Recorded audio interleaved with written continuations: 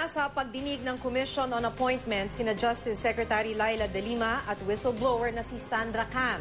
Kine-question ni Cam ang integridad ni De Lima. Hindi raw dapat makumpirma ang pagkakatalaga niya bilang kalihim ng DOJ. Humarap din sa confirmation hearing si DSWD Secretary Dinky Soliman. Makibalita tayo kay Charisse Victorio. Congressman Leonen Pizarro, Congressman George... Humarap kanina sa confirmation hearing ng Commission on Appointments si Justice Secretary Laila De Lima. Sinalubong si De Lima ng iba't ibang isyong ipinupukol ng whistleblower na si Sandra Cam. Kabilang dito ang umano'y pagtulong niya sa pagtakas ni na dating Palawan Governor Joel Reyes at kapatid nitong si dating Coron Mayor Mario Reyes na idinadawit sa pagpatay sa environmentalist at broadcaster na si Jerry Ortega. I texted her, Madam Secretary, I got hold of the driver, the witness, na nakita niya kung paano tinatakan ang pasaporte ng dalawang magkapatid. Hindi niya ako sinagot. Instead, when the media asked her, she said, rubbish. I was able to get all these documents. To insinuate or accuse me of being a party to such an illegal act of escaping as a fugitive from justice, that is too much. I will never do that. Inungkat din ni Senator Jinggoy Estrada, isa sa mga pinakakasuhan ng plunder ng DOJ kaugnay ng pork barrel scam, ang tungkol sa pagtanggap umano ni De Lima ng 1 milyong pisong allowance noong nasa Commission on Human Rights pa siya.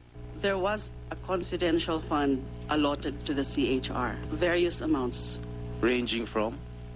500. A month? Not a month, sir. Sometimes it's about quarterly. I don't believe that. You're receiving a monthly allowance of 1 million.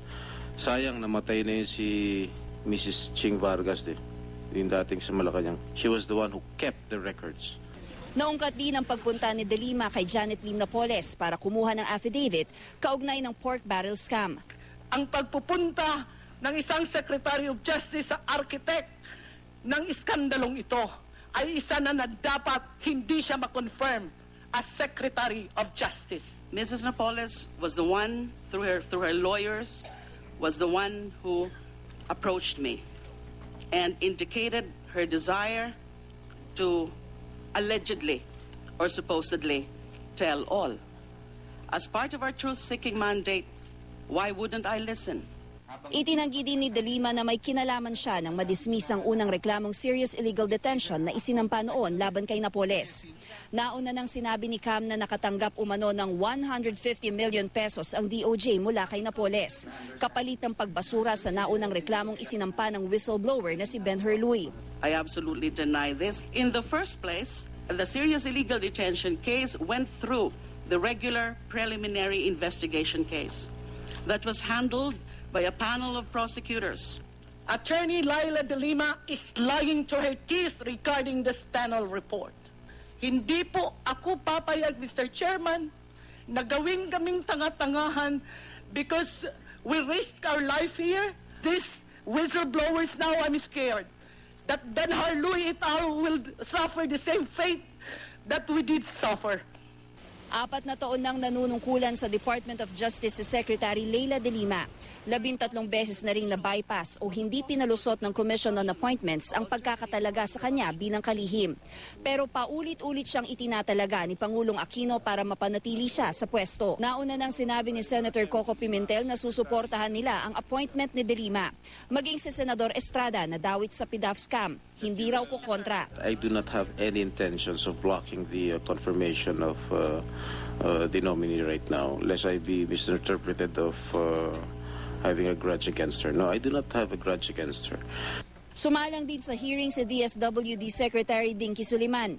15 beses namang na-bypass noon ang kumpirmasyon ng kanyang appointment sa naturang ahensya.